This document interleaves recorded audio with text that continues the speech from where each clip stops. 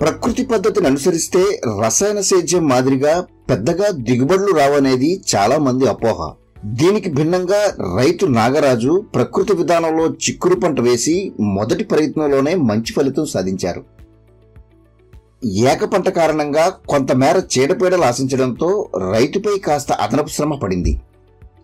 ఏలూరు జిల్లా ముసునూరు మండలం చిల్లబోయినపల్లి గ్రామానికి చెందిన రైతు ఓలేటి నాగరాజు గత కొన్నాళ్లుగా రసాయన విధానంలో సాగు చేస్తున్నారు. ఈ సేద్యంలో ఎరువులు, పురుగు మందుల వినియోగానికి ఏటా భారం పెరుగుతున్నా ఆశించిన స్థాయిలో దిగుబడులు రావడం లేదు.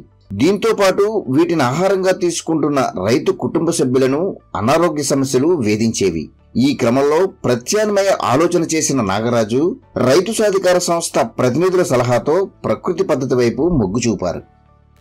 నమస్కారం అండి, నా పేరు నాగరాజు, చిల్లబోయినపల్లి గ్రామము, ముస్నూరు మండలము, ఏలూరు జిల్లా. నేను ఒక 1/2 ఎకరం చిక్కుడు పంట వేసాను. ప్రకృతి పద్ధతిలో పండిస్తున్నాను. కుదురు రెడీ చేసుకుని సాళ్ళు 36 అంగుళాలు పెట్టి సాళ్ళు తోలిచ్చి అప్పుడు దుక్కాయి రెడీ అయిపోయాక గింజలు తెచ్చుకుని మంచి విత్తనాలు తెచ్చుకుని చక్కగా బీజామృతంతో శుద్ధి చేసుకుని విత్తనాలను నాటుకున్నాం. ఈ భూమిలో తేలికపాటి దుక్కి చేసుకున్న అనంతరం బెడ్లను ఏర్పాటు చేసుకుని బీజామృతంతో శుద్ధి చేసిన విత్తనాలను నాటుకున్నారు.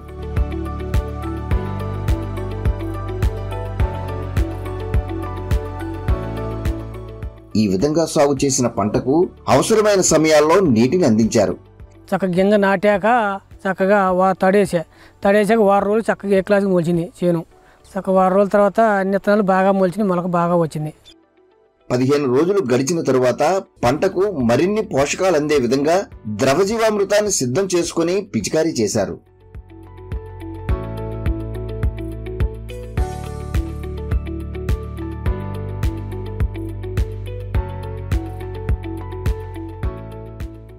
అదేవిధంగా ఏక పంట సాగు వల్ల కొంతమేర పురుగులు ఆశించడంతో నీమాస్త్రం పిచికారీ చేసి నియంత్రించారు.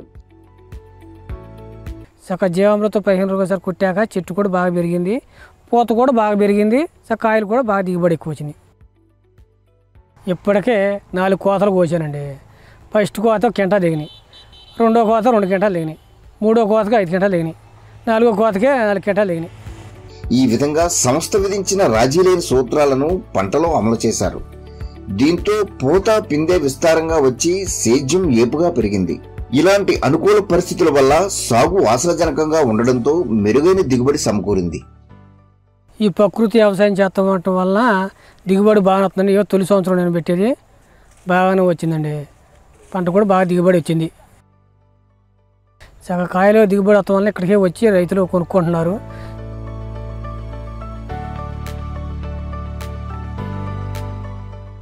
ఎక్కువ ఉన్నాయి, మార్కెట్ కేజీకి వెళ్తున్నాను. కేజీ 60 రూపాయలు చొప్పున కొంటున్నారు. రైతు నాగరాజు ప్రకృతి పద్ధతిలో సాగు చేస్తున్నారని తెలిసి వినియోగదారులు నేరుగా పంట చేను వద్దకు వచ్చి కొనుగోలు చేస్తున్నారు.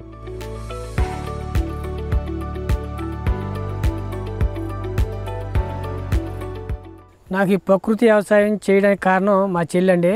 ఈ కషాయాలు తయారు చేసి వచ్చి మా చెల్లి చూపించి వెళ్ళేది.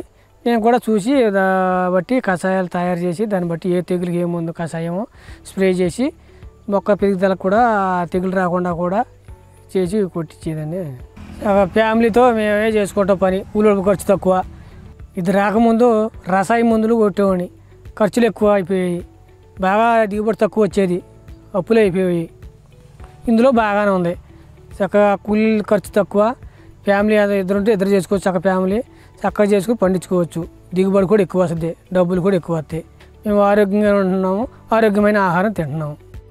ఈ విధంగా అరెకరా విస్తీర్ణంలో చేపట్టిన చిక్కుడు పంటను తక్కువ పెట్టుబడితో సాగు చేసి మెరుగైన దిగుబడులు సాధించడంతో తోటి రైతులు గమనించి నాగరాజును అనుసరించేందుకు నిర్ణయించారు. పక్క రైతులకు కూడా ఏడున దిగుబడి చూశారు. తర్వాత ఈ జట్ట వ్యవసాయం అయితే బాగుంటుందని ముందు నాటికి అదే లెవెల్ చూద్దామని ప్రకృతి వ్యవసాయం చేద్దాం అనుకున్నారు.